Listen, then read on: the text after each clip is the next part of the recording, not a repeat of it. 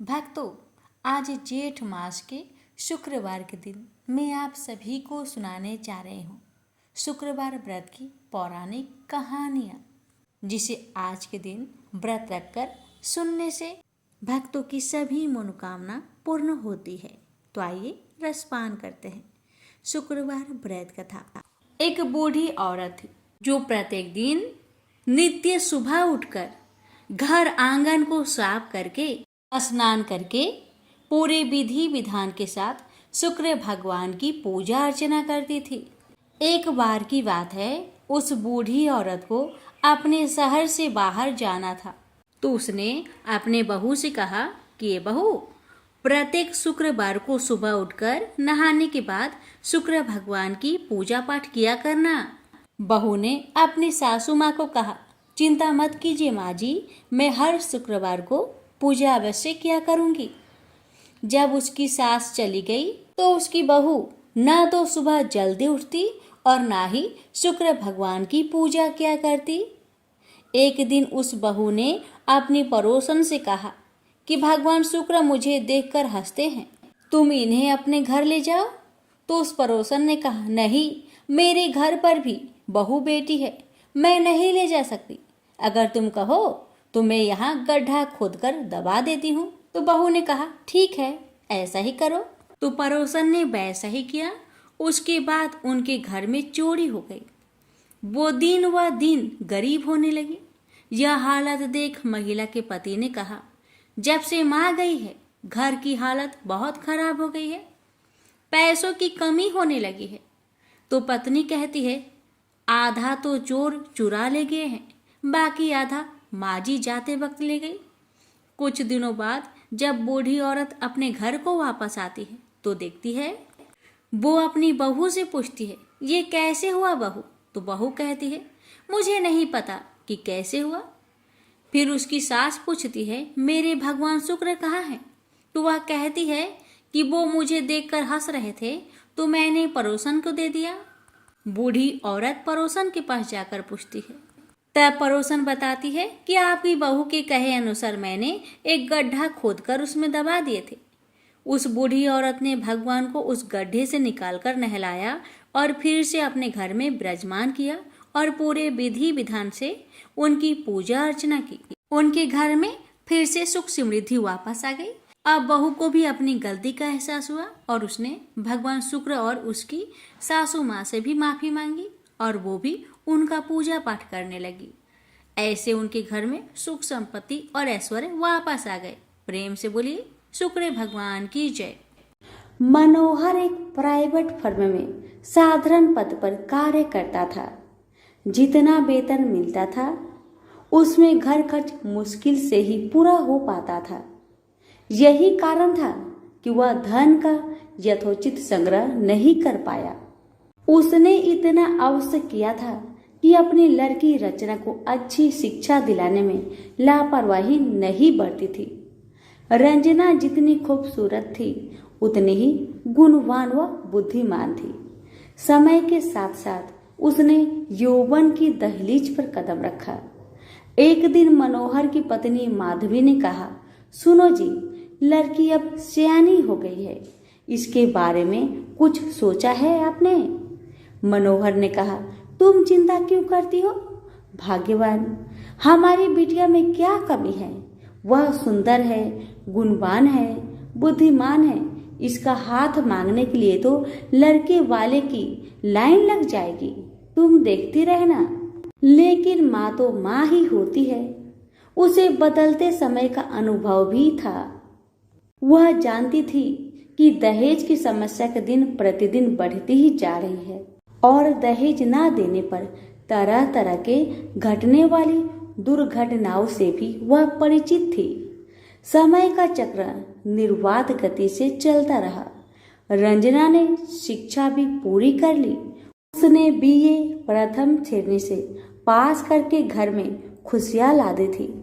लेकिन माँ को तो बस एक ही चिंता थी, किसी भी तरह रचना के हाथ पीले हो जाए। पिछले कुछ दिनों में मनोहर को भी रंजना की शादी की चिंता सताने लगी थी और वह योग वर की तलाश में जुट गया था। वह जहां भी जाता दहेज की मांग मुंह बाए खरी मिलती। सीधा साधा मनोहर दुनियादारी से परिचित था। उसने तो यही सोचा था कि उसकी लड़की की शादी उसके गुण व रूप के कारण कहीं भी हो जाएगी, लेकिन जब वास्तविकता सामने आई तो वह भी हताश हो गया। एक दिन मनोहर ऑफिस में अपनी सीट पर मुंह लटकाए बैठा था। तभी उसकी सहकर्मी धन सिंह उसके पास आया और पूछा, मनोहर क्या बात है, मुंह लटकाए क्यों बैठे हो? सब कुछ ठीक ठाक तो है ना? मनोहर ने अपनी सारी समस्या उसके सामने रखी तो वह बोला, आजकल माँ वैभव लक्ष्मी के काफी चमत्कार सुनने में आ रहे हैं। चारों तरफ उन्हीं की जय जयकार हो रही है। सुना है माँ वैभव लक्ष्मी हर समस्या का समाधान चुटकियों में ही कर देती है। मेरा तो कहना है कि तुम भी उनकी शरण में चले जाओ। बिटिया के लिए योग बर खुद ब खुद तुम्हारे द्वार पर आ जाएगा। धन सिंह की बातों से मनोहर का विवेक जाग उठा और उसने पत्नी सहित माँ वैभव लक्ष्मी के 21 शुक्रवार तक व्रत रखने का संकल्प लिया। व्रत के दिन पति पत्नी माँ का ही गुणगान करते रहे और शाम को पूजन कर भोजन करते हैं। इस तरह जब 7वें शुक्रवार का व्रत था, उसी दिन उसकी फर्म का मालिक सेठ दीनदयाल उसके घर पहुंचा। उन्हें देखकर पहले तो मनोहर चौंका, फिर आओ भगत में जुट गया। सेठ दीनदयाल ने मनोहर से कहा, मनोहर बुरा न मानना, तो मैं एक बात कहूँ। मनोहर ने कहा, आप भी कैसी बातें करते हैं सेठ जी, आप तो बस आदेश करें। सेठ दीनदयाल ने कहा, तुम्हारी बेटी रचना मुझे और मेरे लड़के राजेश को बहुत पसंद है। मैं चाहता हूँ कि इन दोनों की शादी कर दी जाए।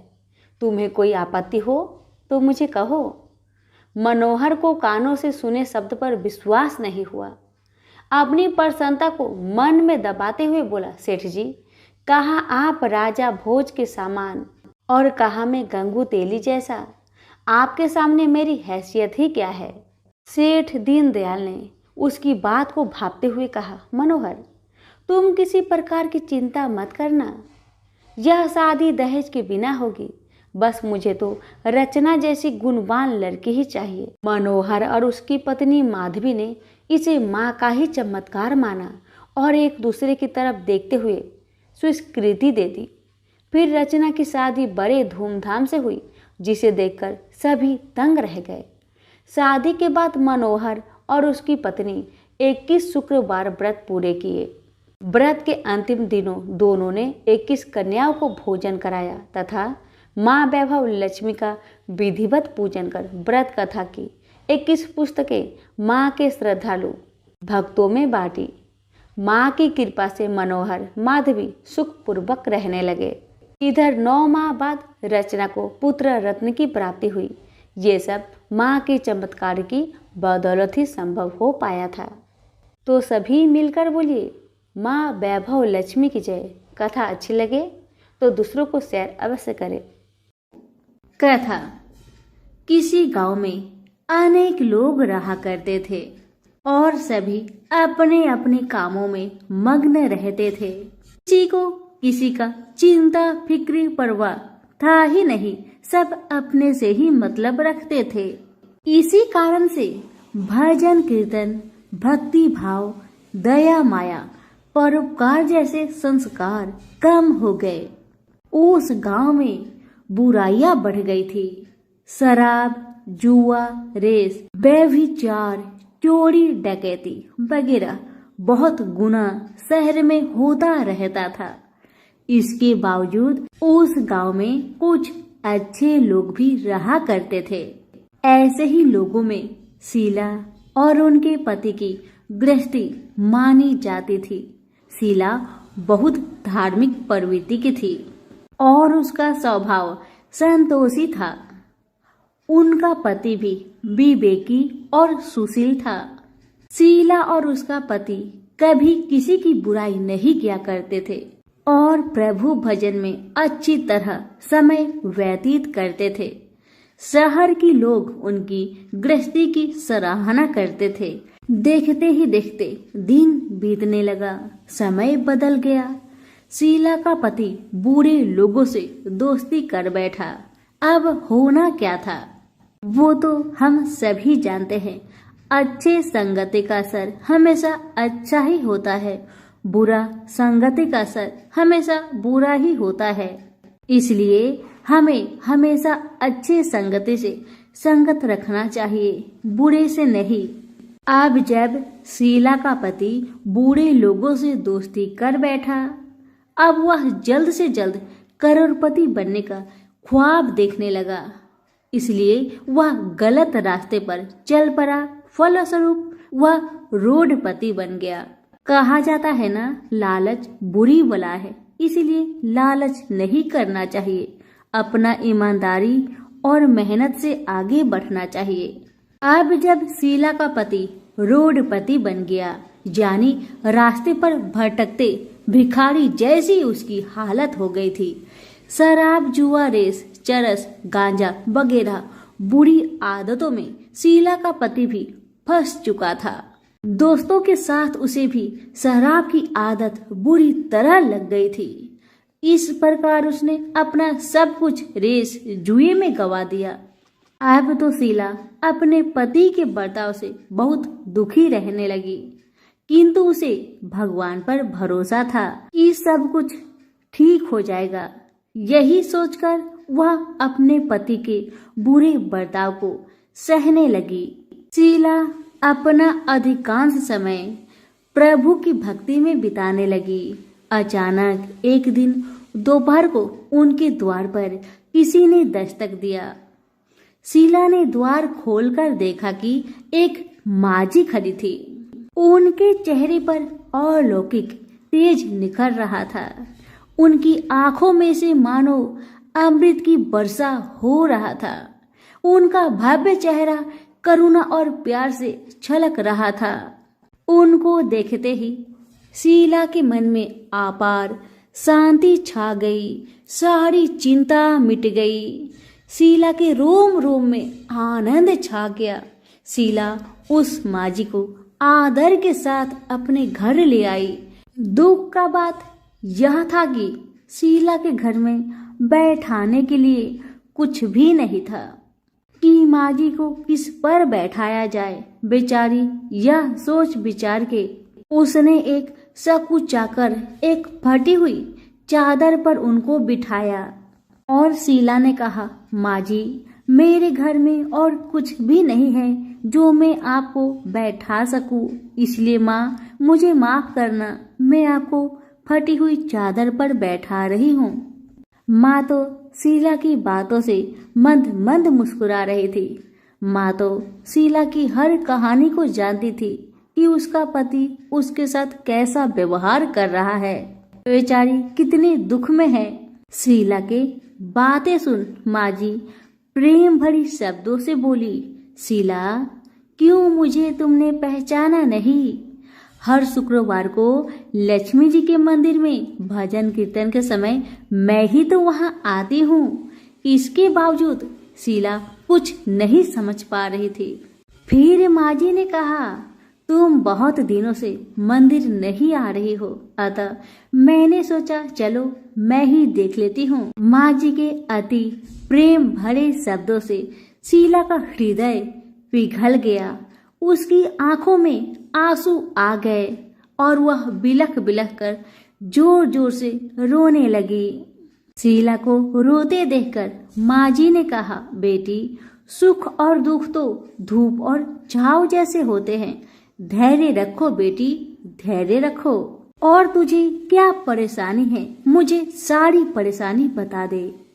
माँ जी के व्यवहार से शीला को काफी संबल मिला और सुख की आस में उसने माँ जी को अपनी सारी दुख की कहानी सुना दी।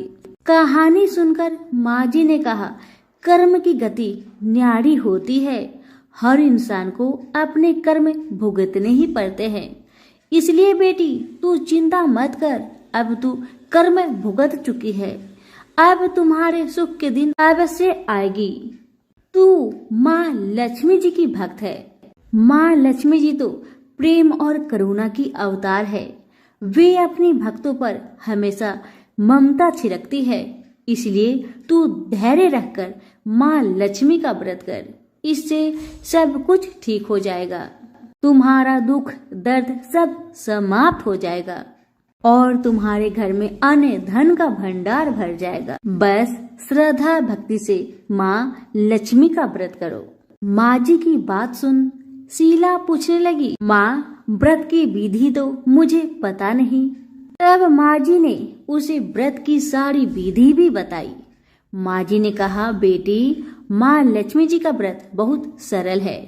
उसे वर लक्ष्मी व्रत या वैभव लक्ष्मी व्रत कहा जाता है। यह व्रत करने वाले की सब मनोकामना पूरी होती है। वह सुख संपत्ति और यश प्राप्त करता है। शीला यह सब सुनकर आनंदित हो उठी। शीला ने संकल्प करके आंखें खोली तो सामने कोई नहीं था। वह विस्मित हो गई कि माँ जी कहाँ गई। अभी तो माँ जी मेरे सामने खड़ी थी। शीला को तत्काल यह समझने में देर नहीं लगी कि माँ जी कोई और नहीं, साक्षात माँ लक्ष्मी ही थी। दूसरे दिन शुक्रवार था। सवेरे स्नान करके स्वच्छ कपड़े पहनकर शीला ने माँ जी द्वारा बताई विधि से पूरे मन से श्रद्धा भक्ति से व्रत किया और आखिर में प्रसाद वितरण हुआ। यह प्रसाद पहले पति को खिलाया। प्रसाद खाते ही पति के स्वभाव में फर्क पड़ गया। माँ लक्ष्मी की कृपा से उसका पति जिस दिन प्रसाद खाया उस दिन अपनी पत्नी को मारा पीटा नहीं, सताया भी नहीं। शीला को बहुत अच्छा लगा। शीला के मन में तो अब पहले से भी ज्यादा वैभव लक्ष्मी व्रत के लिए श्रद्धा बढ़ गई। शीला ने पूर्ण श्रद्धा भक्ति के साथ 21 शुक्रवार तक वैभव लक्ष्मी व्रत किया। 21वें शुक्रवार को माँ जी के कहे मुताबिक उद्धापन विधि करके 7 स्त्रियों को वैभव लक्ष्मी व्रत की 7 पुस्तक उपहार में दी। फिर माता जी के धन लक्ष्मी स्वरूप की छवि को बंधन करके भाव से मन ही मन प्रार्थना करने लगी, हे माँ धन लक्ष्मी, मैंने आपका वैभव लक्ष्मी व्रत करने की मन्नत मानी थी। वह व्रत आज पूर्ण किया है। हे माँ, मेरी हर विपत्ति को दूर करो, हमारा सबका कल्याण करो। जिसे संतान ना हो माँ उसे संतान देना। सौभाग्यवती स्त्री का सौभाग्य को माँ अखंड रखना। कुंवारी लड़कियों को मन भावन पति देना। जो आपका यह चमत्कारी वैभव लक्ष्मी व्रत करे उनकी सब विपत्ति को दूर करना, सभी को सुखी रखना। हे माँ, आपकी महिमा अपार है। ऐसा बोलकर लक्ष्मी जी के धन लक्ष्मी स्वरूप की छवि को प्रणाम किया। व्रत के प्रभाव से शीला का पति अच्छा इंसान बन गया और अब शीला का पति मेहनत करके व्यवसाय करने लगा। उसने तुरंत शीला की गिरवी रखे गहने छुरा लिए। घर में धन की बाढ़ सी आ गई। घर में पहले जैसी सुख शांति छा गई। वैभव लक्ष्मी व्रत का प्रभाव देखकर मोहल्ले की दूसरी स्त्रियां भी विधि पूर्वक वैभव लक्ष्मी व्रत करने लगी। सभी प्रेम से बोले, वैभव लक्ष्मी माता की जय हो। आइए अब जानते हैं वैभव लक्ष्मी व्रत का उद्धापन विधि। 7, 11 या 21 जितने भी शुक्रवार की मन्नत मांगी हो उतने शुक्रवार तक यह व्रत पूरी श्रद्धा तथा भावना के साथ करना चाहिए।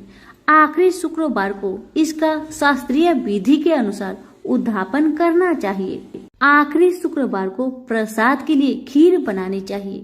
जिस प्रकार हर शुक्रवार को हम पूजन करते हैं वैसे ही करना चाहिए। पूजन के बाद माँ के सामने एक श्रीफल फोड़े। फिर कम से कम 7 कुंवारी कन्या या सौभाग्यशाली स्त्रियों को कुमकुम का तिलक लगाकर माँ वैभव लक्ष्मी व्रत कथा की किताब की एक प्रति उपहार में देनी चाहिए और सबको खीर का प्रसाद देना चाहिए। इसके बाद माँ लक्ष्मी जी को श्रद्धा सहित प्रणाम करना चाहिए। फिर माता जी के धन लक्ष्मी स्वरूप की छवि को वंदन करके भाव से मन ही मन प्रार्थना करे, हे माँ धन लक्ष्मी, मैंने आपका वैभव लक्ष्मी व्रत करने की मन्नत मानी थी। यह व्रत आज पूर्ण किया है। हे माँ, हमारी मनोकामना पूर्ण करे, हमारी हर विपत्ति को दूर करे, हम सबका कल्याण करे। जिसे संतान ना हो उसे संतान देना, सौभाग्यवती स्त्री का सौभाग्य अखंड रखना, कुंवारी लड़की को मन भावन पति देना। जो आपका यह चमत्कारी वैभव लक्ष्मी व्रत करे, उनकी सब विपत्ति दूर करना, सभी को सुखी करना। हे माँ, आपकी महिमा अपार है, आपकी जय हो। ऐसा बोलकर लक्ष्मी के धन लक्ष्मी स्वरूप की छवि को प्रणाम करे। सभी प्रेम से बोलिए, वैभव लक्ष्मी माता की जय हो। एक समय की बात है, काशी निवासी धनंजय की पत्नी का नाम सुलक्षणा था। उसे अन्य सब सुख प्राप्त थे, केवल निर्धनता ही उसके दुख का एकमात्र कारण था। यह दुख उसे हर समय सताता रहता था। एक दिन सुलक्षणा पति से बोली, स्वामी, आप कुछ उद्यम करो तो काम चले, इस प्रकार कब तक काम चलेगा? सुलक्षणा की बात धनंजय के मन में बैठ गई और वह उसी दिन विश्वनाथ शंकर जी को प्रसन्न करने के लिए बैठ गया और कहने लगा, हे देवाधिदेव विश्वेश्वर, मुझे पूजा पाठ कुछ नहीं आता है, केवल आपके भरोसे बैठा हूँ। इतनी विनती करके वह 2-3 दिन भूखा प्यासा बैठा रहा। यह देखकर भगवान शंकर उसके कानों में अन्नपूर्णा अन्नपूर्णा अन्नपूर्णा इस प्रकार 3 बार कहा। यह कौन क्या कह गया? इसी सोच में धनंजय पड़ गया कि मंदिर से आते ब्राह्मणों को देखकर पूछने लगा, पंडित जी, अन्नपूर्णा कौन है? ब्राह्मणों ने कहा, तू अन्न छोड़ बैठा है, सो तुझे अन्न की ही बात सूझती है। जा घर जाकर अन्न ग्रहण कर। धनंजय घर गया, स्त्री से सारी बात कही। वह बोली, नाथ, चिंता मत करो, स्वयं शंकर जी ने आपको यह मंत्र दिया है, वे स्वयं ही खुलासा करेंगे। आप फिर जाकर उनकी आराधना करो। धनंजय फिर जैसा कि तैसा पूजा में बैठ गया। रात्रि में शंकर जी ने आज्ञा दी और कहा, तू पूर्व दिशा में चला जा। वह अन्नपूर्णा का नाम जपता जाता और रास्ते में फल खाता, झरनों का पानी पीता जाता। इस प्रकार कितने ही दिनों तक चलता गया। वहां उसे चांदी सी चमकती वन की शोभा देखने में आई। सुंदर सरोवर देखने में या उसके किनारे कितनी ही अप्सराएं झुंड बनाए बैठी थी। एक कथा सुनती और सब मिलकर माँ अन्नपूर्णा इस प्रकार बार बार कहती थी। यह अगहन मास की उजेली रात्रि थी और आज से ही व्रत का आरंभ था। जिस शब्द की खोज करने वहां निकला था, वह उसे वहां सुनने को मिला। धनंजय ने उनके पास जाकर पूछा, हे देवियों, आप यह क्या करती हो? उन सब ने कहा, हम सब माँ अन्नपूर्णा का व्रत करती हैं। धनंजय ने पूछा, व्रत पूजा करने से क्या होता है? यह किसी ने किया भी है? इसे कब किया जाए? कैसा व्रत है और कैसी विधि है? मुझसे भी विस्तार से बताओ। वे कहने लगे, इस व्रत को सब कोई कर सकते हैं। 21 दिन तक के लिए 21 गांठ का सूत लेना चाहिए। 21 दिन यदि ना बने तो 1 दिन उपवास करे। यह भी ना बने तो केवल कथा सुनकर प्रसाद ले। निराहार रहकर कथा कहे। कथा सुनने वाला कोई ना मिले तो पीपल के पत्तों को रख सुपारी या घृत कुमारी वृक्ष को सामने कर, दीपक को साक्षी कर, सूर्य, गाय, तुलसी या महादेव को बिना कथा सुनाए मुख में दाना न डाले। यदि भूल से कुछ पड़ जाए तो एक दिवस फिर उपवास करे। व्रत के दिन क्रोध ना करे और झूठ ना बोले। धनंजय बोला, इस व्रत के करने से क्या होगा? वे कहने लगी, इसके करने से अंधों को नेत्र मिले, लुल्लू को हाथ मिले, निर्धन के घर धन आए, बाझीन को संतान मिले, मूर्ख को विद्या आए। जिस कामना से व्रत करे माँ उसकी इच्छा पूरी करती है। वह कहने लगा, बहिनों, मेरे पास भी धन नहीं है, विद्या नहीं है, कुछ भी तो नहीं है। मैं तो दुखिया ब्राह्मण हूँ, मुझे इस व्रत का सूत दोगी? हाँ भाई, तेरा कल्याण हो, हम तुम्हें अवश्य देंगे। ले इस व्रत का मंगल सूत्र ले। धनंजय ने व्रत किया, व्रत पूरा हुआ। तभी सरोवर में से 21 खंड की स्वर्ण सीरी हीरा मोती जरी हुई प्रकट हुई। धनंजय अन्नपूर्णा अन्नपूर्णा कहता जाता था। इस प्रकार कितनी ही सीढ़ियां उतर गया तो क्या देखता है कि करोड़ों सूर्य से प्रकाशमान अन्नपूर्णा का मंदिर है। उसके सामने स्वर्ण सिंहासन पर माता अन्नपूर्णा विराजमान है। सामने भिक्षा हेतु शंकर भगवान खड़े हैं। देवंगनाएं चवर डुलाती है, कितने ही हथियार बंधे पहरा देती हैं। धनंजय दौड़कर जगदम्बा के चरणों में गिर गया। देवी उसके मन का कलेश जान गई। धनंजय कहने लगा, माता, आप तो अंतर्यामी हो, आपको अपनी दशा क्या बताओ?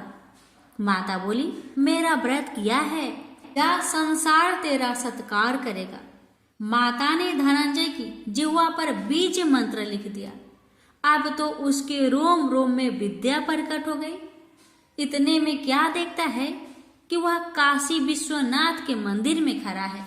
माँ का वरदान ले धनंजय घर आया। सुलक्षणा से सब बात कही।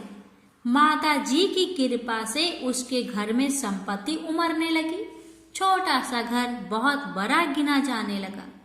जैसे शहद के छत्ते में मक्खियां जमा होती है, उसी प्रकार अनेक सगे संबंधी आकर उसकी बड़ाई करने लगे। कहने लगे, इतना धन और इतना बड़ा घर, सुंदर संतान नहीं तो इस कमाई का कौन भोग करेगा। सुलक्षणा से संतान नहीं है, इसलिए तुम दूसरा विवाह करो। अनिच्छा होते हुए भी धनंजय को दूसरा विवाह करना पड़ा और सती सुलक्षणा को सौत का दुख उठाना पड़ा। इस प्रकार दिन बीतते गए। फिर अगहन मास आया। नए बंधन से बंधे पति से सुलक्षणा ने कहलाया कि हम व्रत के प्रभाव से सुखी हुए हैं, इस कारण यह व्रत छोड़ना नहीं चाहिए। यह माता जी का प्रताप है जो हम इतने संपन्न और सुखी हैं। सुलक्षणा की बात सुन धनंजय उसके यहाँ आया और व्रत में बैठ गया। नई बहू को इस व्रत की खबर नहीं थी। वह धनंजय के आने की राह देख रही थी। दिन बीतते गए और व्रत पूर्ण होने में 3 दिवस बाकी थे कि नई बहू को खबर पड़ी। उसके मन में ईर्ष्या की ज्वाला दहक रही थी। सुलक्षणा के घर आ पहुंची और उसने वहां भगदड़ मचा दी। वह धनंजय को अपने साथ ले गई। नए घर में धनंजय को थोड़ी देर के लिए निंद्रा ने आ दबाया। इसी समय नई बहू ने उसका व्रत का सूत तोड़कर आग में फेंक दिया। अब तो माता जी का कोप जाग गया। घर में अकस्मात आग लग गई। सब कुछ जलकर खाक हो गया। सुलक्षणा जान गई और पति को फिर अपने घर ले आई। नई बहू रूठकर पिता के घर जा बैठी। पति को परमेश्वर मानने वाली सुलक्षणा बोली, नाथ, घबराना नहीं, माता जी की कृपा अलौकिक है। पुत्र कुपुत्र हो जाता है पर माता कुमाता नहीं होती। अब आप श्रद्धा और भक्ति से आराधना शुरू करो, वे जरूर हमारा कल्याण करेगी।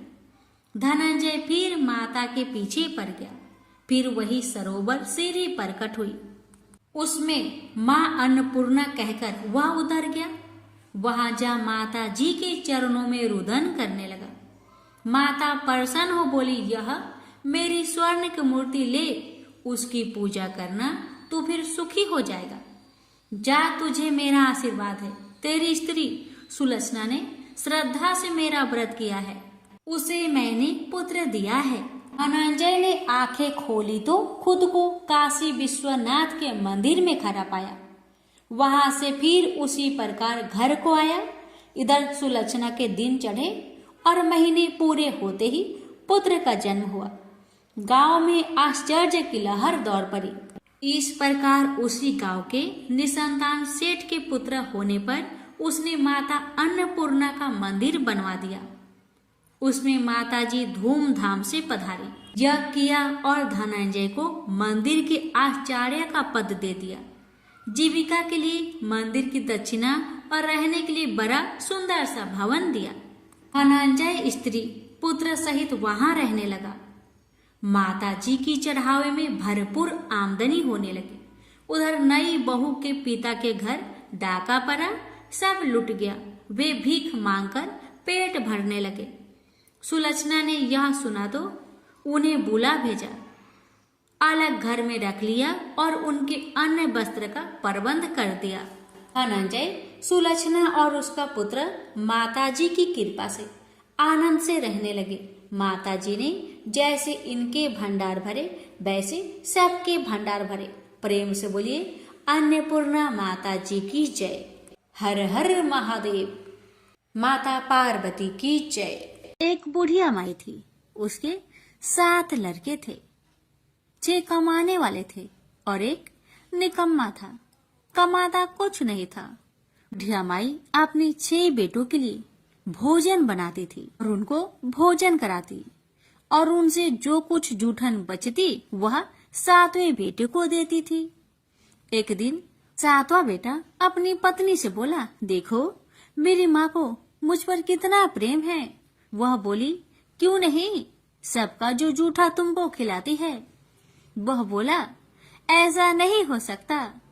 मैं जब तक अपनी आंखों से ना देख लूं, मैं मान नहीं सकता कि मेरी माँ मेरे साथ ऐसा कर सकती है।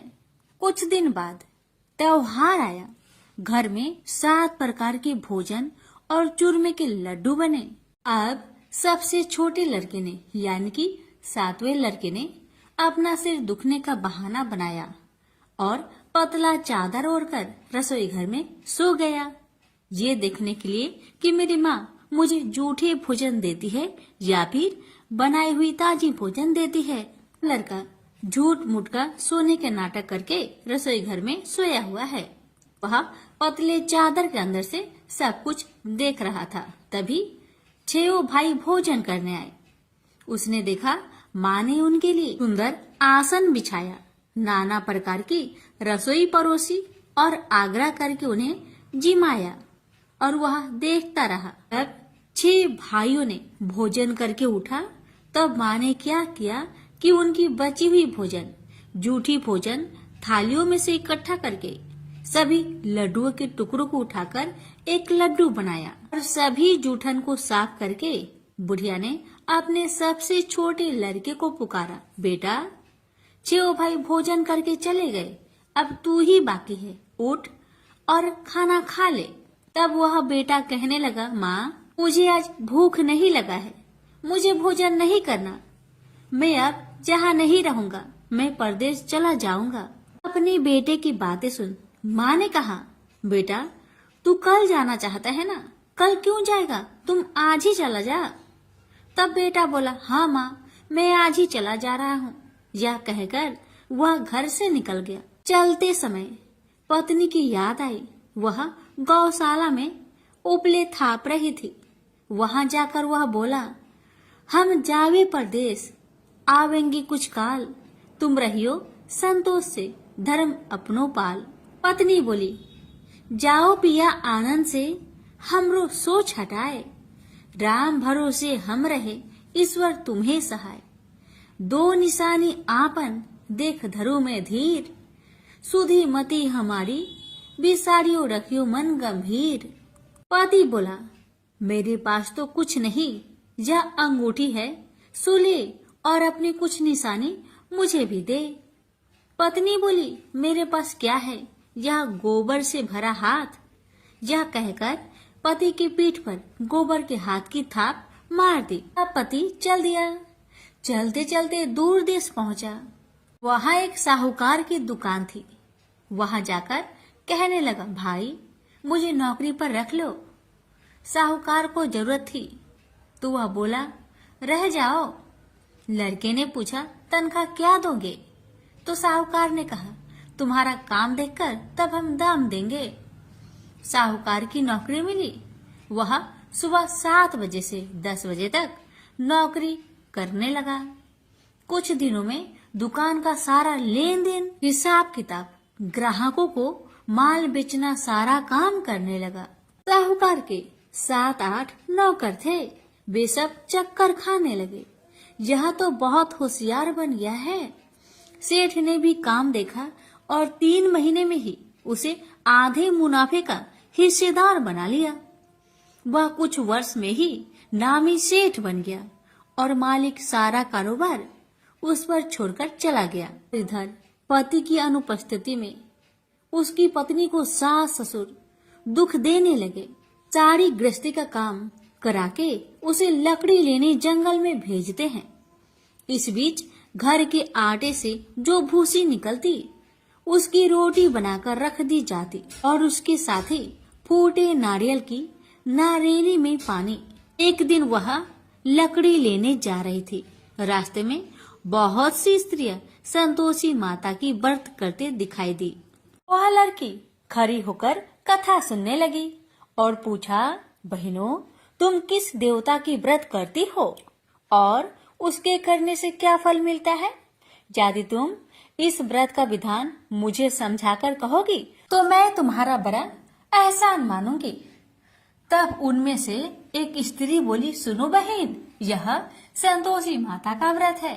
इसके करने से निर्धनता, दरिद्रता का नाश होता है और जो कुछ मन में कामना हो सब संतोषी माता की कृपा से पूरी होती है। तब उसने उससे व्रत की विधि पूछी।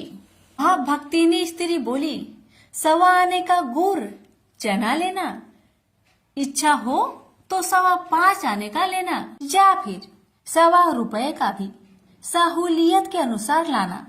बिना परेशानी और श्रद्धा व प्रेम से जितना भी बन पड़े सवाया लेना। प्रत्येक शुक्रवार को निराहार रहकर कथा सुनना। इसके बीच कर्म टूटे नहीं, लगातार नियम पालन करते रहना। सुनने वाला कोई न मिले तो घी का दीपक जला उसके आगे या जल के पात्र के सामने रखकर कथा कहना।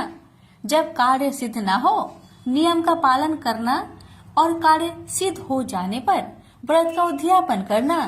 3 मास में माता फल पूरा करती है। यदि किसी के ग्रह खोटे भी हो तो भी माता वर्ष भर में कार्य सिद्ध करती है। फल सिद्ध होने पर उद्यापन कर लेना चाहिए, बीच में नहीं। उद्यापन में 2.5 सेर आटे का खाजा तथा इसी परिमाण में खीर तथा चने का साग करना।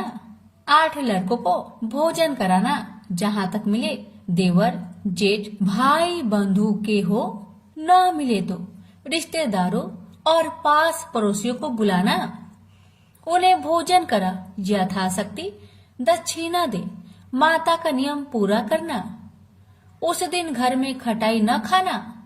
यह सुन बुढ़िया माई के लड़के की बहू चल दी। रास्ते में लकड़ी की बोझ को बेच दिया और उन पैसों से गुड़ चना ले माता की व्रत की तैयारी कर आगे चली और सामने मंदिर देखकर पूछने लगी, यह मंदिर किसका है? सब कहने लगे, संतोषी माता का मंदिर है। यह सुनकर माता के मंदिर में जाकर चरणों में लौटने लगी।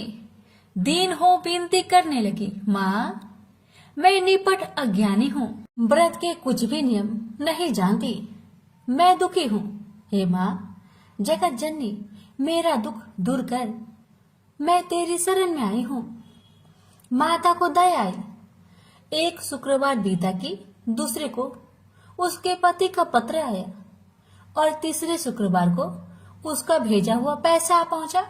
यह देख जेठ जेठानी मुंह से रोकने लगे। लड़के ताने देने लगे। काकी के पास पत्र आने लगे, रुपया आने लगा। अब तो काकी की खातिर बढ़ेगी। बेचारी सरलता से कहती, भैया कागज आवे रुपया आवे, हम सब के लिए अच्छा है। ऐसा कहकर आंखों में आंसू भरकर संतोषी माता के मंदिर में मातेश्वरी के चरण में गिरकर रोने लगी। माँ, मैंने तुमसे पैसा कब मांगा है माँ? मुझे पैसे से क्या काम है माँ? मुझे तो अपने सुहाग से काम है। मैं तो अपनी स्वामी के दर्शन मांगती हूँ माँ। तब माता ने प्रसन्न होकर कहा, जा बेटी, तेरा स्वामी आएगा। यह सुनकर खुशी से बावली होकर घर जा पहुंची, अपना काम काज करने लगी।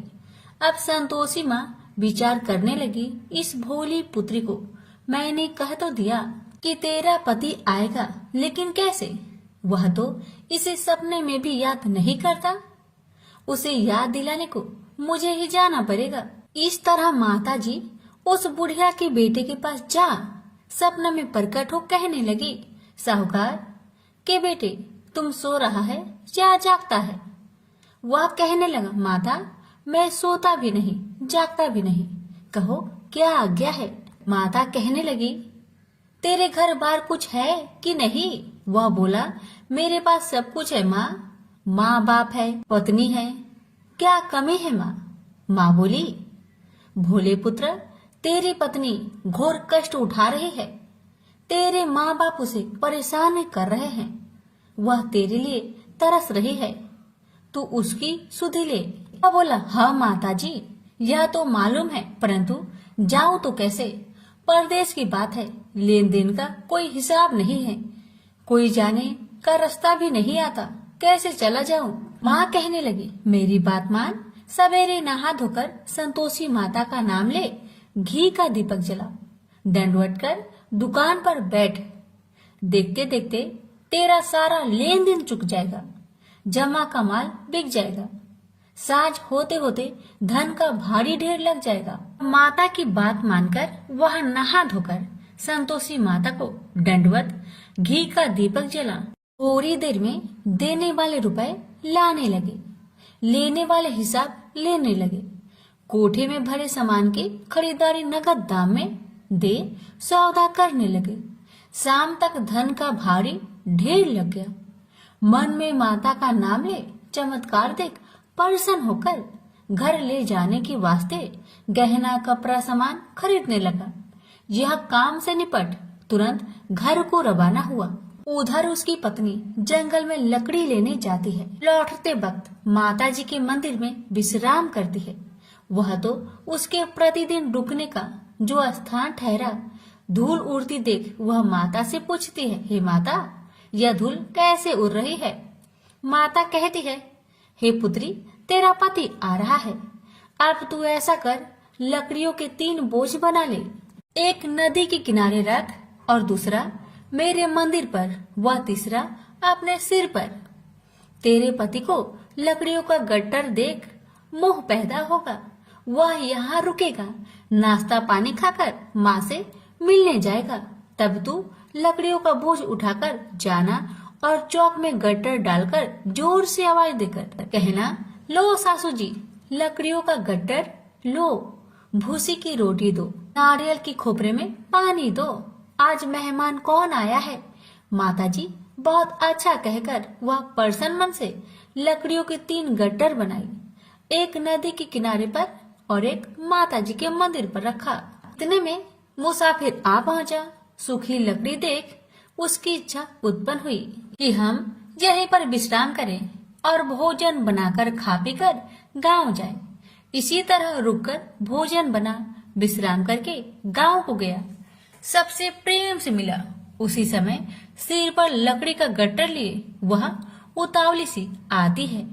लकड़ियों का भारी बोझ आंगन में डालकर जोर से 3 आवाज देती है, लो सासू जी, लकड़ियों का गट्टर लो, भूसी की रोटी दो, आज मेहमान कौन आया है? यह सुनकर उसकी सास बाहर आकर अपने दिए हुए कष्टों को भुलाने हेतु कहती है, बहू ऐसा क्यों कहती है?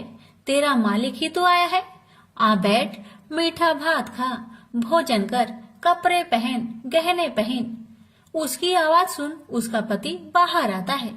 अंगूठी देख व्याकुल हो जाता है और माँ से पूछता है, माँ यह कौन है? माँ ने कहा, बेटा यह तेरी पत्नी है। जब से तू गया है तब से सारे गांव में भटकती फिरती है, घर का कामकाज कुछ नहीं करती, चार पहर आकर खा जाती है। वह बोला, ठीक है माँ, मैंने इसे भी देखा और तुम्हें भी।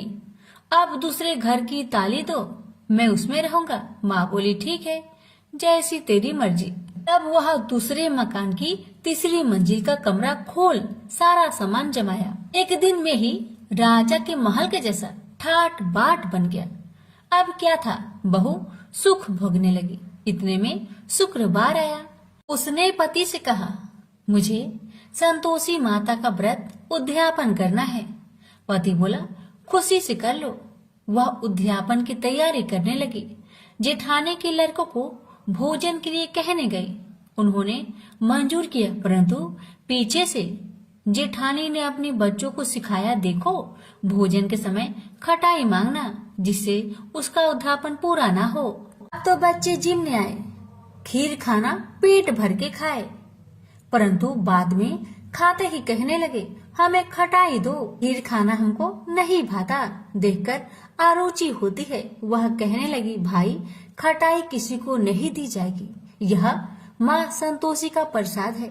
लड़के उठ खड़े हुए, बोले, पैसे लाओ। भोली बहू कुछ जानती नहीं थी, वह उन बालकों को पैसे दे दिए। लड़के उसी समय हट करके इमली खटाई ले खाने लगे। यह देखकर बहू पर माताजी ने कोप किया। राजा के दूत उसके पति को पकड़कर ले गए। जेठ जेठानी मन माने वचन कहने लगे, लूट लूट कर धन इकट्ठा कर लाया है, अब सब मालूम पड़ जाएगा जब जेल की मार खाएगा। बहू से यह सहन नहीं हुआ। रोती हुई बहू माताजी के मंदिर गई। कहने लगी, हे माता, तुमने क्या किया? हंसाकर अब भक्तों को रुलाने लगी। माता बोली, बेटी तूने उद्यापन करके मेरा व्रत भंग किया है। वह कहने लगी, माता मैंने कुछ अपराध किया है क्या?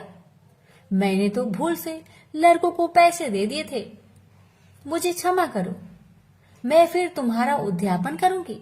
माँ बोली, अब भूल मत करना। माँ कहती है, अब भूल नहीं होगी, अब बतलाओ वो कैसे आएंगे? माँ बोली, जा पुत्री, तेरा पति तुझे रास्ते में आता मिलेगा।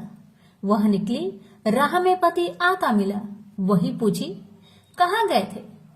वह कहने लगा, इतना धन जो जमाया है उसका टैक्स राजा ने मांगा था, वह भरने गया था। वह प्रसन्न हो बोली, भला हुआ, अब घर को चलो। कुछ दिन बाद फिर शुक्रवार आया।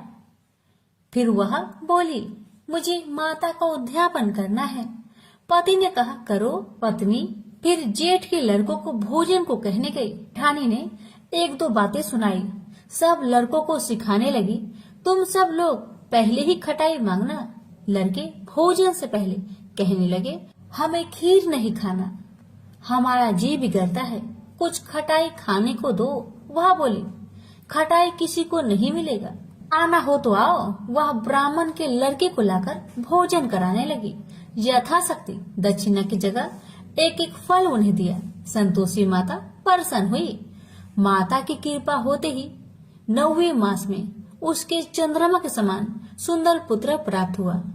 पुत्र को पाकर प्रतिदिन माताजी के मंदिर में जाने लगी। माँ ने सोचा, यह रोज आती है, आज क्यों न आए, इसके घर चलो। यह विचार कर माता ने भयानक रूप बनाया। गुड़ चने से सना मुख, ऊपर सूर्य के समान होठ, उस पर मक्खियां भीन भीन कर रही थी। दहली पर पैर रखते ही उसकी सास चिल्लाई, देखो रे देखो, कोई चुड़ैल डाकिन चली आ रही है, लड़कों इसे भगाओ नहीं तो किसी को खा जाएगी। लड़के भागने लगे, चिल्लाकर खिड़की बंद करने लगे। बहू रोशनदान में देख रही थी, प्रसन्नता से पगली बन चिल्लाने लगी, आज मेरी माँ मेरे घर आई है, आज मेरी माता मेरे घर आई है। वह बच्चों को दूध पीने से हटाती थी। इतने में सास का क्रोध फट पड़ा। वह बोली, क्यों उतावली हुई है, बच्चे को पटक दिया, इतने में माँ के प्रताप से लड़के ही लड़के नजर आने लगे। वह बोली, माँ, जिसका मैं व्रत करती हूँ यह वही संतोषी माता है। सबने माता जी के चरण पकड़ लिए और विनती कर कहने लगे, हे माता, हम मूर्ख हैं, अज्ञानी हैं, तुम्हारे व्रत की विधि हम नहीं जानते। व्रत भंग कर हमने बड़ा अपराध किया है। जग माता, आप हमारा अपराध क्षमा करो। इस प्रकार माता प्रसन्न हुई, बहू को प्रसन्न हो जैसा फल दिया वैसा माता सबको दे। जो पढ़े उसका मनोरथ पूर्ण हो, जो सुने उसका भी मनोरथ पूर्ण हो। प्रेम से बोली संतोषी माता की जय। कथा कहने में अगर हमसे कोई भूल हुई हो, हे शुक्र भगवान, हे माता रानी, क्षमा कर कृपा करे और कथा सुनने वाले भक्तों की हर मनोकामना को पूर्ण करे। जय माता दी।